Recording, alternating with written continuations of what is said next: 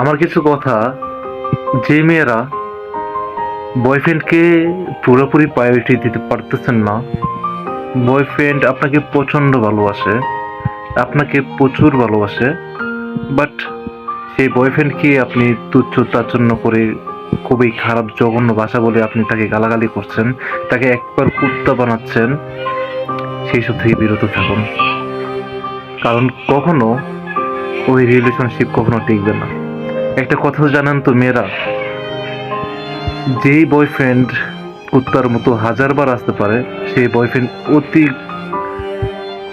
কষ্টে চলে যেতে পারে। কারণ কষ্ট পেতে পেতে পেতে পেতে একটা পর্যায়ে সে এমন ভাবে হারাবে, সে আর কখনো আপনার লাইফে সে যাবে না। সুতরাং বয়ফ্রেন্ডকে, যে আপনাকে ভালোবাসে, যে ছেলে আপনাকে ভালোবাসে, তাকে শক্ত করে ধরে রাখুন। যদি ধরে রাখতে যদি না জানেন, তাহলে আপনার জন্য ভালোবাসা না।